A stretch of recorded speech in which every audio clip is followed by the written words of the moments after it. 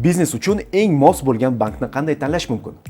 Bugun sizga shu haqda tavsiyalar berishga harakat qilamiz. O'zingiz uchun eng munosib bankni tanlash jarayonida quyidagi mezonlarni baholashingiz kerak. Qani, boshladik. Ishonchlilik. Ehtimol siz bankdan istagan birinchi narsa uning ishonchliligi. Axir har bir mijoz o'z mablag'larini butunlay xavfsizlikda bo'lishini istaydi. Shuning uchun avvalo siz tanlagan bank o'z faoliyatini amalga oshirish uchun litsenziyaga egami, yo'qmi, shunga ishonch hosil qiling. Chunki litsenziyasiz bank o'z xizmatlarini ko'rsatish huquqiga ega bo'lmaydi. Bank xizmatlarining arzonligi. Hisob raqamini ochish va operatsiyalar bo'yicha komission to'lovlar xarajatlarini har bir bankda sezilarli darajada farq qilishi mumkin va dastlabki bosqichda eng ko'p foyda olish uchun siz eng past narxlarga ega bo'lgan bankni tanlashingiz kerak.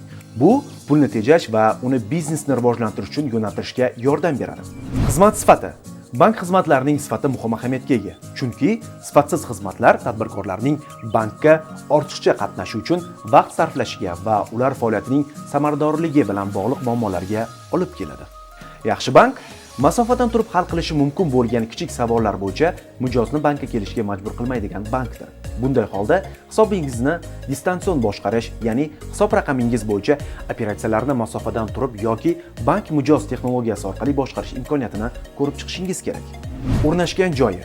Bank tanlashda uning o'rnashgan joyini ham hisobga olish kerak. Chunki agar siz biron bir sababga ko'ra bankka tez-tez qatnashingizga to'g'ri keladigan bo'lsa, shaharning boshqa chetida joylashgan eng kam xizmat haqqiga ega bo'lgan bankka borishdan ko'ra, sizga yaqin joylashgan bankning xizmatlari uchun 1-2% ko'proq xizmat haqqi to'lash oson va foydaliroq bo'lishi mumkin. Imtiyozlar va ko'maklashish sizning biznesingizga xizmat ko'rsatuvchi bankni tanlashda biznesingiz faoliyatini yengillashtiradigan va soddalashtiradigan qo'shimcha imtiyozlar va imkoniyatlar bo'yicha qiziqib ko'ring. Ayniqsa, yangi tadbirkorlar uchun maslahatlar berish va aktual ma'lumotlarni taqdim etish imkoniyatlari bormi yoki yo'qmi?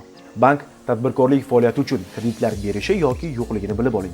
Agar hozirda bankdan qarz olish rejangiz bo'lmasa ham, kelajakda biznesingizni kengaytirish, yangi bino qurish, uskunalar va texnologiyalar sotib olish va hokazo uchun qo'shimcha mablag'lar kerak bo'lishi mumkin.